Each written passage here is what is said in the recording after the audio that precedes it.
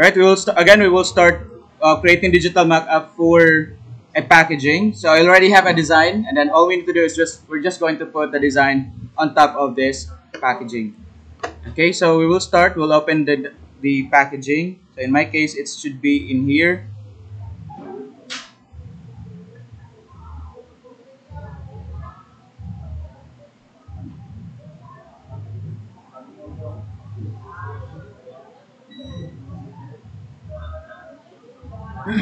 Alright, and then I have a design, packaging design here.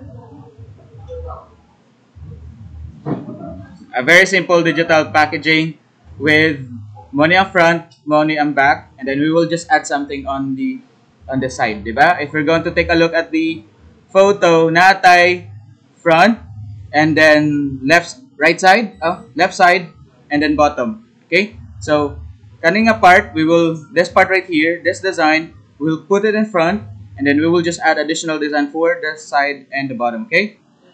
All right. So let's start. First is we're going to, since this is in PDF, so in your case, ang yung buhaton ninyo sa inyong finals, you're going to create your own packaging design. Don't you worry, you can always find references from, let's say, Canva or freepik.com. Let's say, for example, pizza packaging. But don't copy, okay? Kanang i-download rin nyo, demora po yung i-upload, okay? Make sure to only get reference ba, mura kopyahan rin ninyo. I can so ano, ma-detect na ako if downloaded ang picture or not. Okay? So, if downloaded, ma-detect na ako, then I'm not sure how to grade you with your final. For example, if you like this design, and then copy it. Okay? You don't have to do all the graphics yourself. You can always find graphics from freepik.com. Okay? For example, if kumpyaho nato ning, if you will copy this design, you already know how to put text, right? Say Illustrator. So basically, your final will be a combination between Illustrator and Photoshop. You will prepare the design, the actual design on Illustrator, and then you will create the digital mock-up sa Photoshop. So for example, if you like this design, so una ning pangitawon is mangita ka og inani nga background, sa laman ni sauce nga background. So go to freepik.com. Kana freepik. This free ni siya nga di siya licensed, so you can use it for educational purposes ra, but you cannot use it commercially. So let's say, for example, tomato sauce background.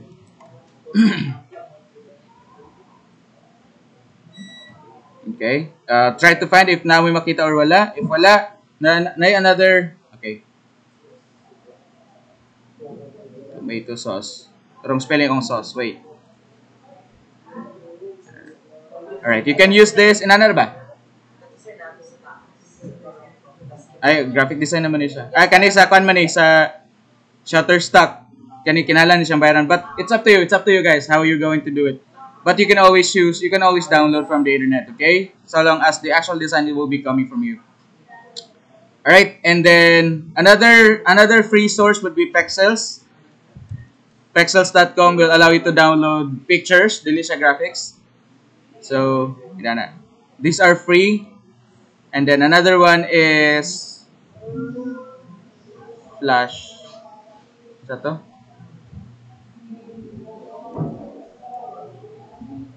Nalimot ko sa isa. Sige na lang, I'll try to remember. But for now, you have two different sources where you can download photos. Royalty free, Pexels.com, and freepik.com. Okay? So, going back. We will paste the first part, the front part of the packaging here. So what we're going to do is file and then place embedded, and then look for place, and then what I want is this. Okay. This is the front design. All you need to do is make sure to click enter once you place it, and then to make sure that you're able to edit it anytime you want, guys, please take note of this step. Right-click on the layer. Di ba na-layer ni add? Right-click and then convert to smart object. Okay, again, right-click on the layer that you just added. Okay, right-click. and then convert to smart object. Always do that if you're trying to, if ganahan mo nga, if you're trying to add an object nga dili nyo, wala mo yung plano nga usbon. Wala mo yung plano usbon. Wala mo yung plano usbon sa ihang look ba? So, it's already converted to smart object. All we need to do is, we're going to adjust it to make it look like this, correct? Di ba naka-angulato ang box? Right. To do that, Control T on your keyboard, Control T. Or, using the selection mode, make sure to select Show Transform Control. Okay, but I don't suggest using this. Make sure to just open the Transform Control by pressing Control and then T. Unsa nahitabo pag Control T na to? Again, Control T. Unsa nahitabo? Unsa nahitabo ba? Ang anchor points, di ba? And then you can now change it to wherever you want. You can either rotate it, etc. However, in this case, you can only resize it. You can only resize and rotate it. And as you can see, we have to change the angle, right? So, to do that, we're going to distort it. Okay, right-click and then distort. Do you follow, guys? Don't you worry, this is recorded so you can watch it afterwards. So, right-click and then distort. This time, you can now control the look of the graphics using the anchor points. So, i-move na nato ni dire. Kana i-move nato sa edge. I-match lang nato. I-match lang nato ang anchor points dito sa box.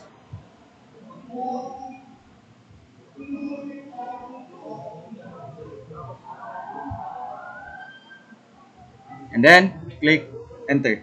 Okay, maybe we can go ahead and, if you're not so satisfied, click Control T again and then let's move it right about here. Okay, nakaninot ane, it's because since we converted into smart object, we can edit the graphics if we want to. To do that, double click on the layer. I-double click lang yung layer, kani? And then you will be able to edit it. So in this case, transparent ang background. What if ganahan ko nga butangan siya laing color? So all we need to do is, unsahan to pag-add new color na background? Ayun. Wala pa mo ni tanaw sa video, so please watch it so you know what to do. Add an adjustment layer. Kanin, adjustment layer, solid color. Okay? And then we will use the color that we want. Let's say ganahan ko cream na color kana. Click OK. And unsay nahitabo? Asa ang graphics? Asa nahitabo? Nawala ba siya? Natabunan lang. So we will move this adjustment layer pabos para magawas. Okay? So I think this should be good. Control S to save and then close it and notice what will happen. Ni-add po siya dire. Again, if you wish to edit it again, just click again. And then once you're done with the edit, Control save and then close. Okay? Now, in this case, medyo dili kayo perfect. So, what I'm going to do, I'm just going to turn it off. I-remove na ako ang color dire. Save. But I will put the actual color here. To do that, we will use the pen tool. We will use shape. Wala gyapon mo nita na sa video, so paano lamang mo ani? Tag na lang mo unsaon ako. Anyway, I'll explain it. So we will add a shape. Unsay shape sa ato ang packaging? Rectangle. So we will add rectangle tool. We will use rectangle tool and then we will yan na nato diha. And then unsaon na to pag-control again? Nga mapareho siya dire. Right click and then mo enter sa ta. Convert to object sa nato, convert to object. Smart object and then again Control T and then distort. Okay? Atong i-match.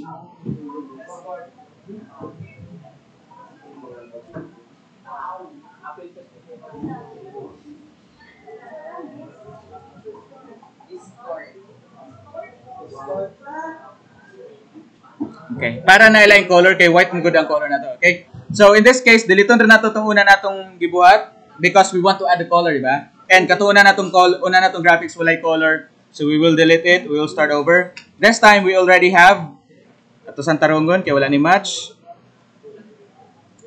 distort, and then make sure to put it at the edge.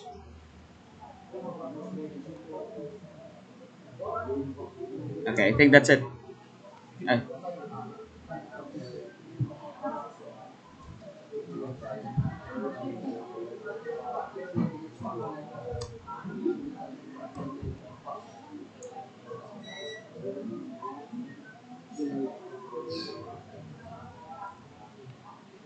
Alright, and this time, again, we can edit this, di ba? Because we converted it to smart object.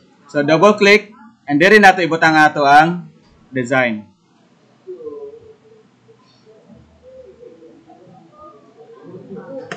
Yeah, and then stretch na nato gamay.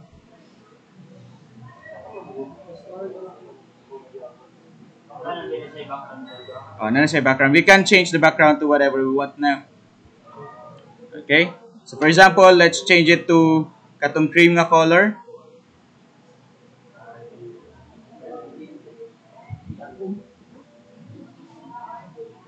Okay, let's, for example, kana, and then we'll save it. And then this time, na po na siya automatically. Now, next is we will add the design here. So, next itong buhaton, di ba rectangle gyapon? So, we will add another rectangle. Add na po tagline rectangle. Convert to smart object. And then, Control T. And then, unsa to isunod? Distort. Okay? So, para makita nato, paggamit nato opacity for the meantime. Zoom in.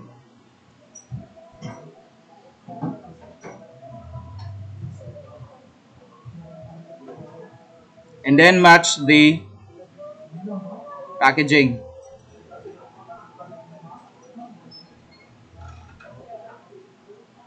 Alright? And then, once you're satisfied with, once you're able to match the shape to the packaging or to the side, click enter. We will increase the opacity back to 100. And then double click para ma-edit na to, right? So we can do whatever we want. We can either add a text. Let's say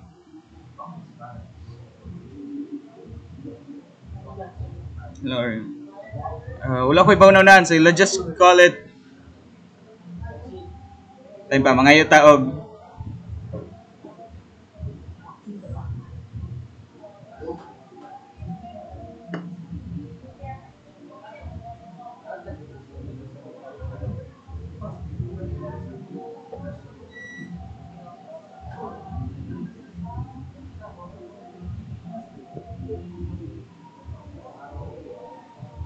Mga na ta sa Copilot or sa ChatGPT. Give me a slogan for a baby memory book.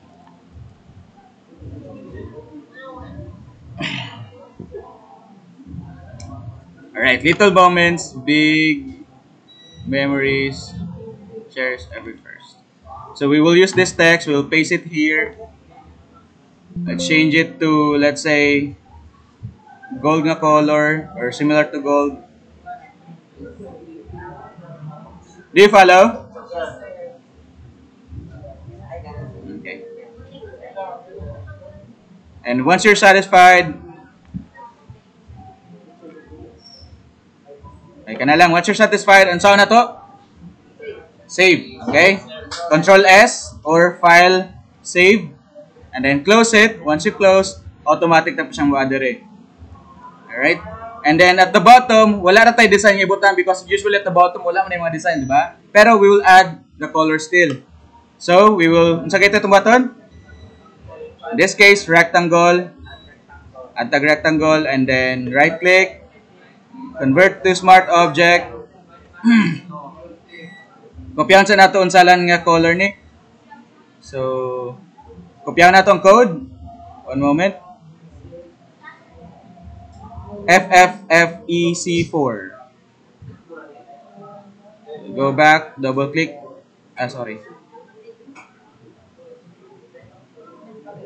And then fill it with katong FFEC4. Control copy. Alright, and then we will match it. Right click and then asa ni? Distort, and then we'll try to match it. If dili nyo maklaro, unsaon? Opacity, paggamit ng opacity. Distort. Again, it's okay if you can't do it right now. This lesson is being recorded, so you can follow at home or whenever you get a chance to come here. Okay? So I think for the entire week, except 11 to 12, sir? 10 to 11 ka na? So ako diri 9 to 10. Then for the rest of the day, pwede mo manirag yapon. Alright. Are we done? Not yet. Obvious kaayo nga Photoshop. Unsa na to para mura siya realistic. Aside sa shadow, if you watch the video na pod, first we're going to convert all of these shapes that we just created na dapat mo blend siya properly sa box. Since white atong box, it would be very easy. All we need to do is, let's start with this. Let's start with this one. And the blending mode, na ay nakabutang dire kani blending mode. Na ay normal. Let's try changing it to multiply and let's see what happens. Na. And then let's try to check the, let's change this to multiply as well. And this one, let's change it to multiply. Alright. Is it a little bit realistic? Di pa Japon. Okay. Let's try using another blending mode. Overlay, kinahanglan kag dark nga kuan. So I think multiply is the best one. However, there's another trick para makuha niya ang highlight o shadow sa imong box. Right click and then blending mode. Again, you know how to do this if you watch the video. So okay, and then let's try. Patrayas ako, mugana ba?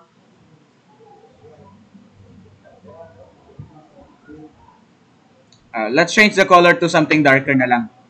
So again, if ganan mo edit, all you need to do is double click and then let's change the color to dark blue na lang para mas makita na to. Kani, we'll use this color instead of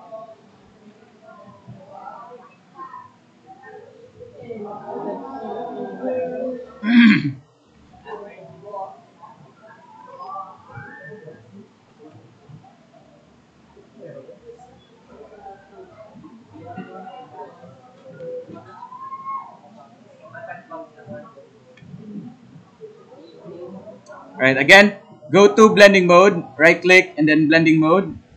And then make sure na naka-multiply siya ha, di ba? And then we will try. Patrayas ako. That's not it.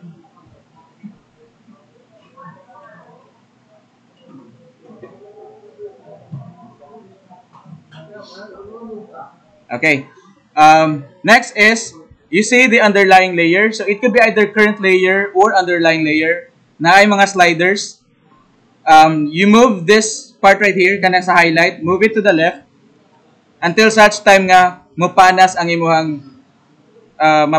imuhang design. Just like that. Kana?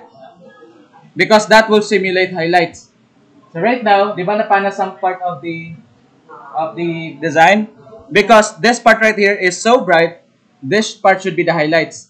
So, once you move it to the left, a little bit to the left, notice nga makita nimo highlights, but this time the highlights are not so realistic.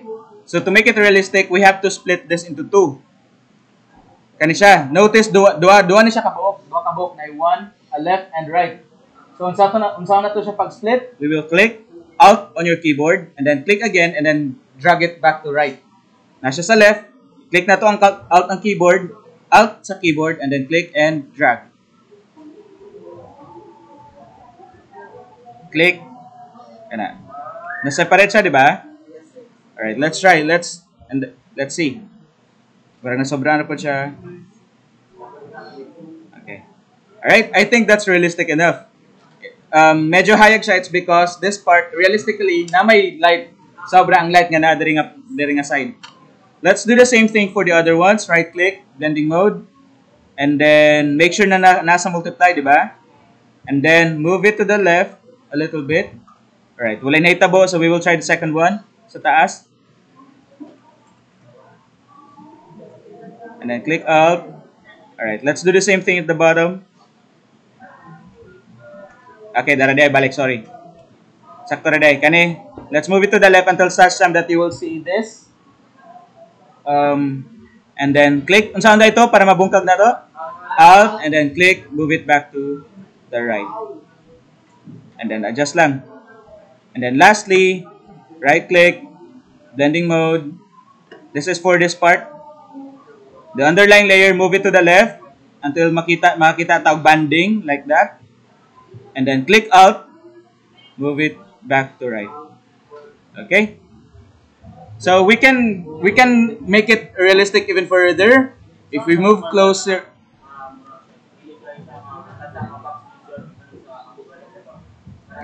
Oh, kani, di ba? In this case, as you can see, nagkalapaw-lapaw. So, if we have a lot of time, napatay time, we can use the masking. Di ba nag-klase tag masking gapon? So, for example, let's start with the first one. Double click lang nato na ang layer mask and then we'll paste it with unsa nga color? Since white man, black. Okay? We will use a brush. Pero karon mo laktawan ra nato niya. It's because it will take a lot of time. And then brush this part right here. Inana. But pwede nyo ni malikayan nga na yung mga issue if katong pag-start pa lamang daan nyo ganina, inyo nagitarong. Gitarong na niya. Kato wala ako, gadal-dalir mo na ako to. But you can eliminate this problem if ana lang ninyo. Okay, I will not continue doing that. Do you have any questions so far? Is it more realistic than before? We can make it even more realistic if we have enough time and then we will remove this katong mga gagmay nga parts. Okay? Now, let's proceed to the flask. Let's open it up. Okay. This time, we're going to add a simple Ranga logo. Okay? So, we have, if nakita mo ganina, we have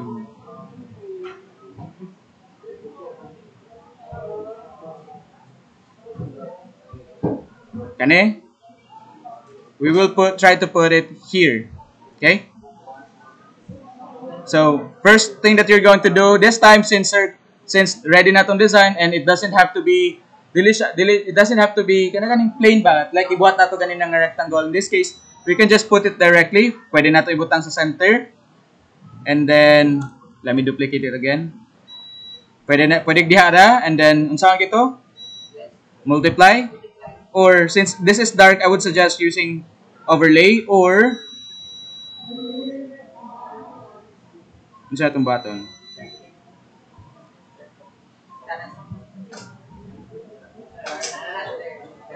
Alright, I think let's try sa multiply. Let's see if and there's okay, dili pwede multiply because dark kayo ang class. We will try to use, if dark ang inyong background, you should use this from lighten to lighten color. And then kung white ang inyong packaging, from darken to darker color. Okay? Anyway, I'll give you this wala na, di na ako maka-discuss, but in this case, basta lang white ang yung background, use darken to darker color. But if dark, lighten to lighter color. So we will try to use, I think this would be it, lighter color. Then right click, blending option. Same thing, we can try this. Or if dili siya,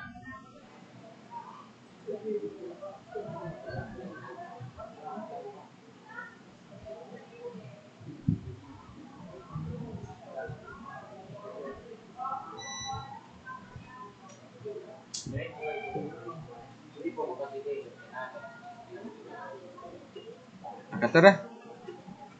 Alright. And then click OK. Is it realistic? Okay. And then we'll have another version. Pwede na itong padak-an. Control Z. Ganahan ko dire. Alright. Click OK. And let's do the same thing. Make sure to set it to lighter color. And then blending mode.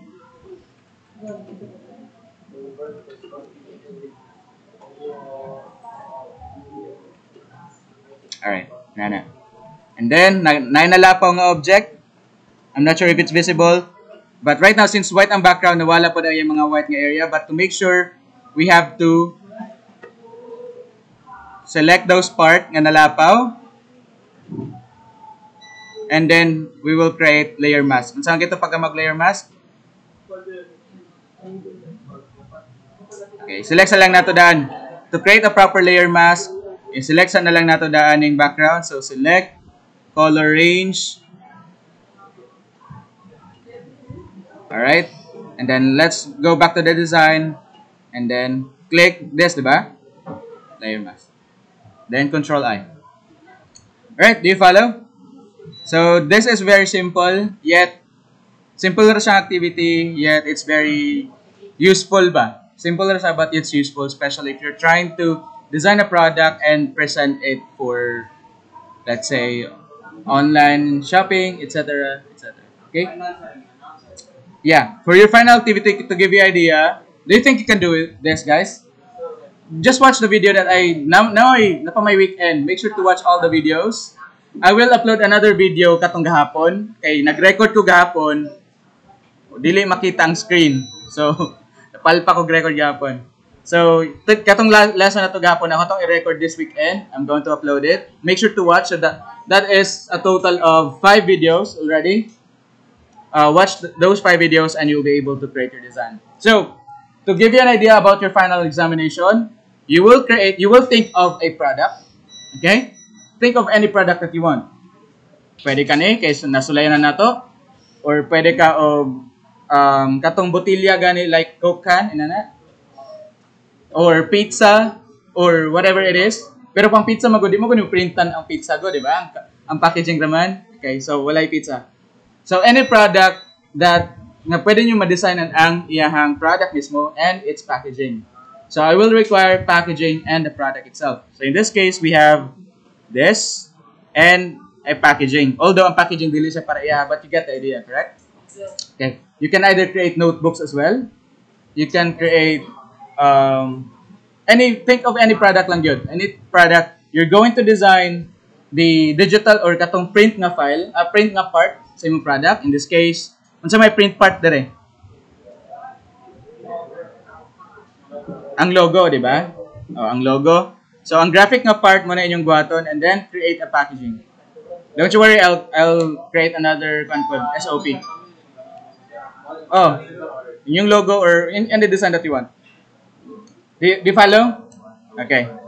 So that's gonna be your final examination.